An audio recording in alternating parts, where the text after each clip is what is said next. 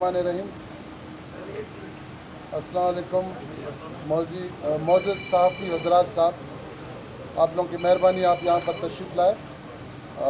आज हम पाकिस्तान मुस्लिम लीग नून के अरकान सूबाई असम्बली में इस अहम प्रेस कॉन्फ्रेंस के ज़रिए बलूचिस्तान के अवाम को हक़ाइक़ से आगाह करना चाहते हैं, जो हमारा कौमी और अखलाकी और सियासी फ़र्ज़ है। बलूचिस्तान नेशनल पार्टी के सरबरा सरदार अख्तर जान मेंगल की हालिया जो उनके बयानात ने ये साबित किया है कि वो न सिर्फ देखा जाए तो एहसान फरामोशी जो है मेरे लिहाज से वो कर रहे हैं, बल्कि ज़ाती मफादात की सियासत को अवामी फलाह पर तरजीह देने वाले खुद गर्ज जिस तरह शख्स होता है उसके तहत वो एक अमल कर रहे हैं। आज जिस तरह हमने देखा कि कायद मुस्लिम लीग मोहम्मद नवाज शरीफ ने हमेशा इन्हें इज़्ज़त, एहतराम और सियासी वक़ार दिया, इनके साथ शफ़क़त, रवादारी, मोहब्बत का मुज़ाहरा किया, मगर अख्तर जान ने हर बार इस एहसान का जवाब साजिश, इल्ज़ाम तराशी के ज़रिए ही मुस्लिम लीग को वापस किया। आज अख्तर मेंगल साहब, जिन्होंने वज़ारत आला के लिए नवाज शरीफ की गाड़ी तक ड्राइव किया, अपने लिए एजाज़ समझा, आज वही शख्सियत आज बुखलाहट में इन्हीं नवाज शरीफ पे तनकीद के तीर बरसा रहा है, जिन्होंने हमेशा सियासी वक़ार उन्हें बख्शा। क्या ये एहसान फरामोशी नहीं? क्या ये दोगलापन नहीं? एक तरफ वो धरनों और एहतजाज के ज़रिए सूबे के अवाम की ज़िंदगी को अजीरन बना रहे हैं, सड़कें बंद करके, अस्पतालों के रास्ते रोक कर अवाम के ज़ख्मों पर नमक छिड़क रहे हैं, और दूसरी तरफ इन्हीं के करीबी रहनुमा पस पर्दा राब्ते भी कर रहे हैं हर लेवल के, और लीगी क़यादत के साथ भी और हुकूमत बलूचिस्तान के साथ भी, जो यहाँ पर हमारे दूसरे जो सियासी अकबरीन हैं जो अपने असम्बलियों में मौजूद हैं, उनके साथ भी उनके राब्ते हैं कि किसी तरीके से कोई रास्ता निकले, कि उनको कोई एग्जिस्ट का तरीक़ेकार निकले। क्या ये सवाल करते हैं कि अख्तर मेंगल दहशत गर्दों के बावन के लिए आवाज़ उठाते हैं? कितने यहाँ पर बेगुनाह लोगों को कत्ल किया गया, कभी उन्होंने किसी के ख़िलाफ़ उस हवाले से आवाज़ उठाया? मगर आज तक किसी बेगुनाह मज़दूर, किसी मासूम शहरी के कत्ल पर इनके मुंह से मज़म्मत का अल्फाज हमने तो आज तक नहीं सुना। क्या ये दौरा म्यार नहीं? क्या ये दहशत गर्दों के हक़ में आवाज़ उठाना आइनी हक़ नहीं? और शहदा के लिए खामोशी मेरे ख़्याल में एक बुज़दिली तस्वर किया जाता है। क्या वो आज इस अमल से नहीं गुज़र रहे हैं? सरदार अख्तर मेंगल इस वक्त आइन का सहारा लेकर दुनिया को धोखा देने की कोशिशें कर रहे हैं कि इनका एहतजाज कानूनी है। हम याद दिलाना चाहते हैं कि यही आइन रियासत से गैर मशरूत वफ़ादारी का भी तकाज़ा करता है। रियासत पाकिस्तान ने इन्हें इज़्ज़त, मकाम और सियासत में जो जगह दी, आज वही रियासत उनके जहर आलूदा बयानी का निशाना बन रही है। बलूचिस्तान के अवाम बाशऊर हैं, नफ़रत की सियासत दम तोड़ चुकी है। सरदार अख्तर मेंगल और इनकी जमात आज एक यूनियन कौंसिल की सियासत में सिमट कर रह गई है। उसकी भी वजूहत है। उसकी ये वजूहत है, आप सब लोगों को मालूम होगा कि जब जाम साहब की हुकूमत थी, आखिर में जिस तरह जाम साहब को हटाया गया, उसमें सरदार साहब का और बीएनपी मेंगल का एक बहुत बड़ा रोल था, और वो साल डेढ़ साल भी इन्हीं की हुकूमत थी, और यही हुक्मरान सबसे ज़्यादा बेनिफिशरीज थे उस वक़्त। कुद्दूस पिजंजो साहब हमारे बड़े अच्छे दोस्त थे। आप सबको पता है कि उन्होंने वो एक डेढ़ साल सो कर गुजारा। ये हुकूमत जितनी थी वो सरदार अख्तर मेंगल साहब की सरबराही में चलती रही। क्या सरदार साहब इस चीज़ का जवाब देंगे कि उस डेढ़ साल में उन्होंने कौन सी तरक्की इस सूबे बलूचिस्तान में की? क्या वो बताएंगे कि उन्होंने वर्ल्ड में कौन सी तरक्की की? हमें तो कोई भी तरक्की वहाँ पर नज़र नहीं आया। तो उसी के जवाब में जो हालिया इलेक्शन हुए, तो अवाम ने उनको रिजेक्ट किया। आज यही कह रहे हैं कि वो एक यूनियन कौंसिल तक महदूद हुआ, तो अपनी अमल की वजह से, अपने سیاسی طور پہ جتنے بھی بینیفٹ تھے اپنے ذات کے لیے لیکن بلوچستان کے عوام کے لیے انہوں نے کبھی بھی اس طرح کی کوشش نہیں کی. تو اس کے عمل میں آپ آج ایک سیٹ تک محدود ہو گئے. تو ہم مسلم لیگ کے کارکن عوام کے نمائندے اور جمہوریت کے علمدار ہونے کے ناطے یہ اعلان کرتے ہیں کہ ہم ہر اس شخص اور جماعت کے خلاف کھڑے ہیں جو ریاست، عوام اور آئین کے دشمنوں کا ساتھ دے. ہم بلوچستان کی ترقی، امن اور خوشحالی کی راہ پر گامزن دیکھنا چاہتے ہیں بلوچستان کو، نہ کہ کسی شخص کی خود غرض سیاست کی بھینٹ چڑھتا ہوا. سردار اختر مینگل کو متنبہ کرتے ہیں کہ وہ اب مزید عوام کو گمراہ نہیں کر سکتے. ان کی اصلیت کھل چکی ہے اور ان کا سیاسی مستقبل تاریخ کا ایک عبرتناک باب بننے والا ہے. اللہ پاک پاکستان کا حامی و ناصر ہو. پاکستان زندہ آباد، بلوچستان پائندہ آباد. اچھا سر، آپ حکومت میں ہیں اور حکومت کے جو اراکین ہوتے ہیں وہ صبر سے کام لیتے ہیں. دھرنا جاری ہے، انہوں نے الزام تراشی کی ہے، تو آپ لوگ طرف سے الزام تراشی کیا یہ درست ہے؟ آپ لوگ کو دھرنا ختم کرنے کے لیے ہر کردار ادا کرنا چاہیے. دوسری طرف جو بھی مطالبات حکومت کی کوشش ہوتی ہے کہ ان کو منظور کرے یا کسی نہ کسی طریقے دھرنا وغیرہ ختم کرے. دوسری بات سیاسی اگر اختلافات کی بات ہے یا جو باتیں آپ کر رہے ہیں اس طرح، تو آپ لوگ کی طرف بھی بہت سی باتیں ہیں. آپ نے بھی الیکشن کی دوران 2-3 جماعتیں چھوڑ کر جو ہے پھر نون لیگ میں آ پائے. اس طرح اگر الزام تراشی دونوں طرف سے ہوگی تو معاملات خراب ہوں گے. حکومت کو نہیں چاہیے کہ سر سلجھائے ان معاملات کو. دیکھیں، حکومت نے تو اپنے سائڈ پہ بڑی کوشش کی. ہمارے وزراء ایک دفعہ نہیں 2-3 دفعہ سردار اختر مینگل کے پاس گئے. لیکن اگر کوئی یہ سمجھتا ہے کہ ہم کسی احتجاج کے نتیجے میں اپنے ناجائز باتوں کو منوائیں گے، یہ طریقہ کار تو نہیں ہوتا ہے. یہ تو کسی بھی دنیا میں میرے خیال میں اس طرح نہیں ہوتا ہے. اگر یہی چیز ہونا ہے تو میرے خیال میں بہت سارے معاملات جو ہیں کورٹوں میں مختلف لوگوں کے کیسز چل رہے ہیں، پورا پاکستان روڈ پر آ کر بیٹھ جائے.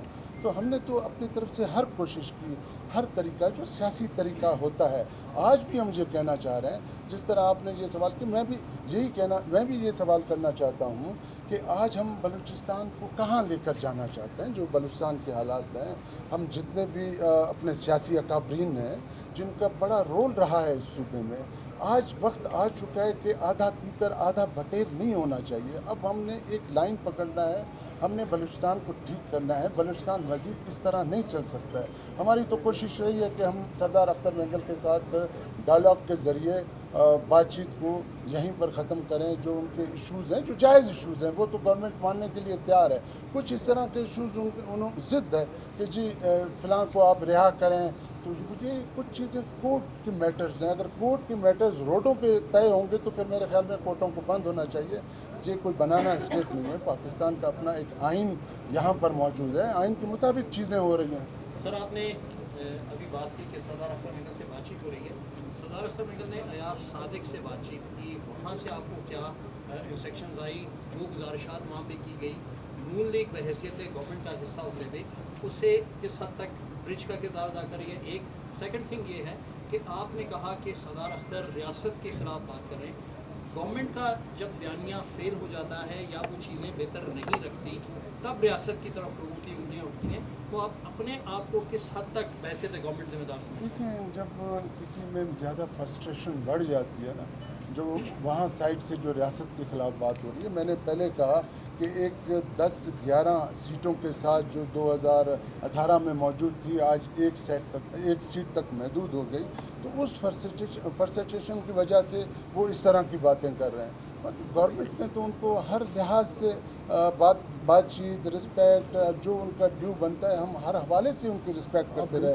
لیکن ان کا طریقہ کار جو تھا نا وہ عجیب ہے. وہ بس بضد ہیں. وہ بس ایک ضد پہ ہیں کہ جی ضد پہ چیزیں نہیں چلتی ہیں. چیزیں جو ہیں وہ پولیٹیکلی انداز سے دیکھی جاتے ہیں، مانی جاتی ہیں. جس میں کوئی راستہ ہو، جو راہ ہو، لیگلی چیزیں ہوں، تو اس کے لیے تو گورنمنٹ آج بھی تیار ہے.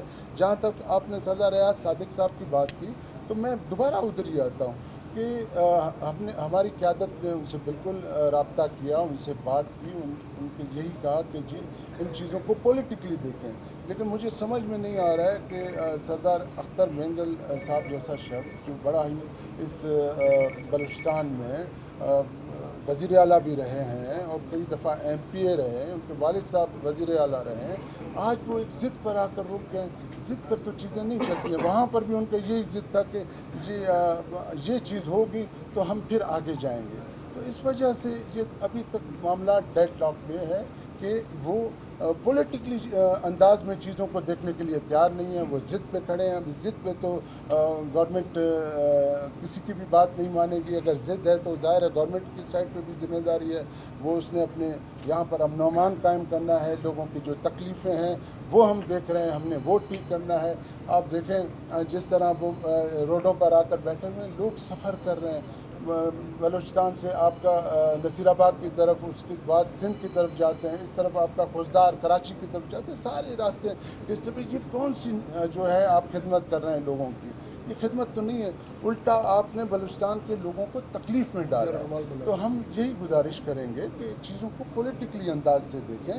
गवर्नमेंट पॉलिटिकली डायलॉग करने के लिए हर वक्त तैयार है, आज भी तैयार है, कल भी तैयार है, अभी भी तैयार है। मुनीर साहब, हमने ये भी देखा कि जो PLP की जानिब से कहा जा रहा था कि मैडम राहिला दुरानी और मैडम गजाला गोला आई, वो अपनी ज़ाती हैसियत से आई, लेकिन जब गवर्नमेंट की जानिब से ये कहा जा रहा है कि वो ख़वातीन अरकान असेंबली मेड लेकर गए, तो असल सूरत यहाँ पे क्या बनती? मैडम खुद खड़ी है, लेकिन मैडम इस पर खुद ज़्यादा बात करेगी।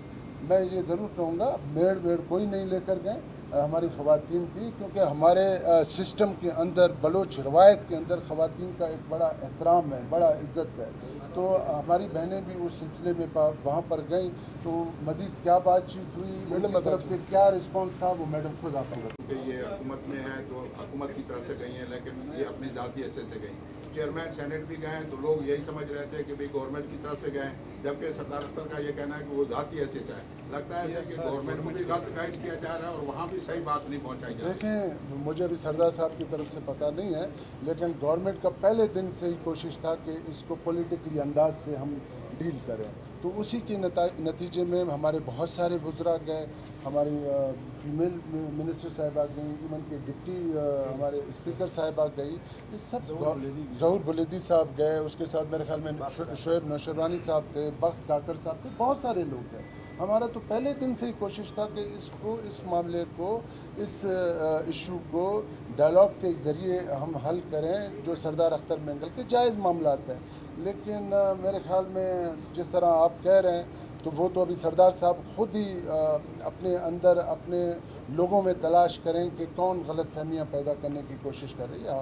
गवर्नमेंट आज भी इसको स्मूथली इसका हल निकालना चाहिए। सर, क्या सूबाई हुकूमत के साथ इसका वो इख्तियार रखता है, जैसे सरदार अख्तर मेंगल ने कहा कि जी, आप दोबारा हमारे पास मुज़ाकरात के लिए आए, वो बेख्तियार लोग हैं, बाइख्तियार लोग नहीं हैं? देखें, जो वो मैं आपको ये बताऊं, हमारे जितने भी वज़रा गए वो सारे बाख्तियार हैं। अब जिस तरह का उनका डिमांड है, अगर उसका डिमांड पूरा नहीं होता है तो वो कहते हैं कि ये बेख्तियार है।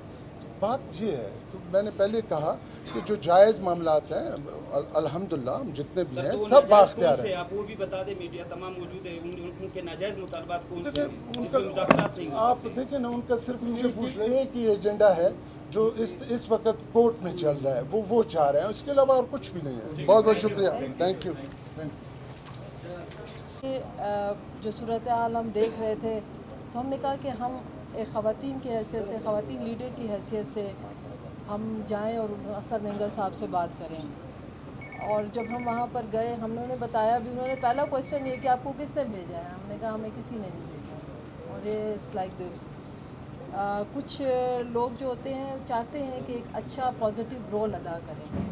तो जब हमने उनसे बात की और हमने उन्हें बताया कि हम आए हैं और ख़ास तौर पे आवाम बहुत परेशान है आपके इन धरनों से, आपने तमाम रोड्स ब्लॉक किए हुए हैं, ना लोग मरीज़ घंटों दिनों, बल्कि आप सब भी इसी में शामिल हैं कि वो वहाँ पर इंतज़ार कर रहे हैं कि किसी तरह रास्ता खुले और वो अपने प्यारों को लेके जाएं। उन्हीं दिनों में आपने देखा है कि एयरलाइंस के किराए किधर पहुँच गए कि हम लोग नहीं अफोर्ड कर सकते, एक डेढ़ लाख पे पहुँच रहा है और सीट भी नहीं मिल रही। तो हमने उन्हें ये तमाम मुश्किलात बताई, रमज़ान भी था, सारी चीज़ें थीं, लेकिन उन्होंने यही कहा कि जो उनके मुतालबात थे उसमें यही था कि जब तक हमारे मुतालबात तस्लीम नहीं होते हम जो है वो ये नहीं करेंगे। उन्होंने कहा कि मेड तो नहीं करना चाहिए, मतलब एक हम भी सियासी वर्कर हैं, सियासी طور پہ ہم لوگوں نے، میں اسپیکر رہی ہوں، منسٹر رہی ہوں، غزالہ گولہ صاحبہ اس وقت جو ہیں ڈپٹی اسپیکر ہیں، تو ہم نے تو اپنی بات خواتین کے حوالے سے انہیں پہنچائی ہے. اور انہوں نے کہا، میں نے کہا دیکھیں کچھ میٹرز، میں خود ایڈوکیٹ ہوں، کچھ میٹرز جو ہیں وہ عدالتوں میں، جیسے ہمارے پارلیمانی لیڈر نے کہا ہے کوزا صاحب نے، کہ کچھ معاملات عدالتوں میں ہیں، لیٹ دیم ٹو ڈیسائڈ. مطلب اگر ہم ہر چیز دھرنوں سے حل کرنے کی کوشش کریں گے، اور یہ ایک عجیب سا رواج پڑ گیا ہے، کچھ نہیں ہوتا، وہ دھرنا ہو جاتا ہے. بلوچستان بالکل ہینڈی کیپ ہے. میں ایک as a citizen of Balochistan بھی کہتی ہوں کہ یہ بالکل ہینڈی کیپ کر دیا انہوں نے ہر چیز کو. تو کس طرح سے مسئلے چلیں گے؟ کوئٹہ ایک چھوٹا شہر بھی ہے. تو میں، اور دوسری بات یہ کہ دیکھیں ایک لیڈرشپ ہے، ہماری لیڈرشپ پاکستان مسلم لیگ نون اور نواز شریف صاحب ہمارا فخر ہے.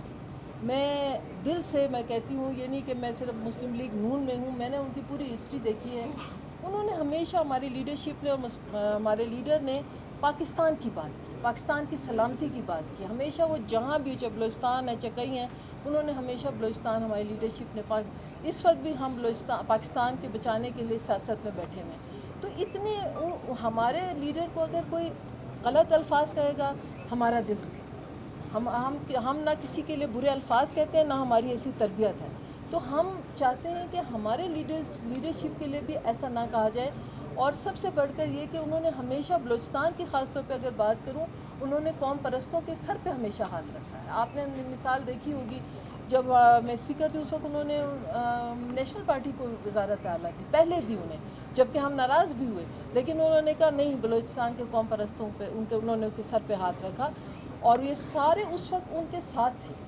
تو مجھے نہیں سمجھ آ رہی کہ اس وقت سردار اختر مینگل صاحب محترم ہیں، ان کا ایک سیاسی بیک گراؤنڈ ہے ہمارے لیے، لیکن اس وقت یہ بات اس حالات میں، جب کہ بلوچستان ایک انٹرنیشنل لیول کی صورتحال اختیار کر گیا ہے، اس وقت انہیں اس طرح کے سچویشن میں نہیں لانا چاہیے. اس وقت ہمیں اپنے ریاست کی بات کرنا چاہیے. میڈم یہ بتائیں، وہ کہتے ہیں کہ سڑک، اور دوسری بات یہ کہہ رہے ہیں کہ ایک خاتون کراچی میں بھی گرفتار ہوئی تھی، 3 دن کے بعد ایم پی او وزیر اعلیٰ سندھ نے واپس لے کے اس خاتون کو رہا کر دیا. تو آپ لوگوں کی ایسی کیا مجبوری ہے کہ وہ 3 MP واپس نہیں رہ سکتے، اور آپ کے اختیارات انہوں نے سوال اٹھایا؟ دیکھیں جی، سندھ کا اپنا ایک ایشو ہے، وہاں کے اپنے معاملات ہیں، وہاں اس کے اپنا لا اینڈ آرڈر کے سلسلے ہوں گے، وہ اس تحت دیکھ رہے ہیں. یہاں پر جس طریقے کا رویہ رکھا گیا وہ سب آپ لوگوں کے سامنے ہے. یہاں پر جس طرح ٹرین پہ حملہ ہوا اور اس کے بعد جو یہاں پر لاشیں آئیں، یہ میرے خیال میں اس کو ریپیٹ کرنے کی ضرورت نہیں ہے، وہ سب آپ لوگوں کو پتہ ہے. جب اس طرح کا عمل ہو تو آپ مجھے بتائیں کہ کس طرح رہائی ملے گی. یہ ابھی ڈیسائیڈ کورٹ میں کرنا ہے، ہم نے نہیں کرنا ہے. اور جہاں تک آپ نے کہا کہ وہ کنٹینرز کی بات کی آپ نے، دیکھیں ایک بہت بڑا ایک کاروان اگر اس شہر کے اندر آئے، پہلے ہم نے دیکھا کہ ڈاکٹر مارنگ یہاں پر بیٹھی رہی تو اس شہر کا کس طرح حالت تھا، کس طرح اس شہر کو مفلوج کیا گیا. سردار صاحب کو تو گورنمنٹ نے آفر بھی دی، میرے خیال میں وہ ایک اسٹیڈیم تھا کہ آپ وہاں تک آ جائیں تو ہم آپ کو سیکورٹی بھی میرے خیال میں دیں گے، ہر حوالے سے ہم آپ کا وہاں پر خیال میں رکھیں گے. لیکن انہوں نے نہیں مانا.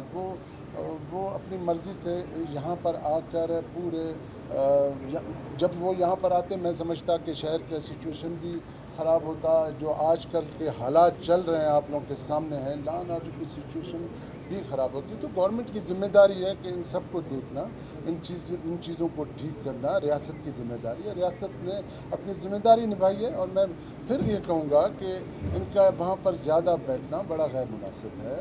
ہم آج بھی اس فورم پہ یہ کہیں گے کہ وہ مہربانی کر کے پولیٹیکلی لحاظ سے گورنمنٹ کے ساتھ ڈائلاگ کر ہم تیار ہیں، اور ہم ہر اس کی جو جائز مطالبہ ہوگا، جائز بات ہوگی، جو گورنمنٹ کی طرف سے ماننے والی ہوگی، تو مسلم لیگ نون بھی انشور کراتی ہے کہ وہ انشاءاللہ تعالی ہم اس بات کو مانیں گے. اس پہ ہم چاہتے ہیں کہ اس صوبے کے جس طرح کے معاملات ہیں، اب ان کو بھی یہ دیکھنا ہوگا. یہ دیکھیں ان کا، میں پھر کہتا ہوں، 1000 اختلافات کے باوجود اس صوبے کے اندر ان کا ایک بڑا کنٹریبیوشن ہے. تو میں صرف BNP مینگل نہیں، باقی بھی جتنے پارٹیز ہیں ان سے بھی یہ گزارش کروں گا کہ آ کر مل کر بیٹھنا چاہیے. اب ہمیں اس صوبے کو اس طرح نہیں ہم آگے لے جا سکتے ہیں. ہم نے ابھی ڈیسائیڈ کرنا ہے سب نے مل کر کہ اس صوبے کو کس طرح آگے لے جایا جائے. تو میرے خیال میں اب اس کی اشد ضرورت ہے کہ جتنی جلدی ہو سکے جتنے اکابرین ہیں مختلف پارٹیز کے تو سب کو بیٹھ کر اس مسئلے کا حل نکالنا. سر صاحب ایک بات بتائیں کہ لگتا ایسا ہے کہ گورنمنٹ کے اندر بھی اب عام پیدا کیا جا رہا ہے. میڈم گئیں تو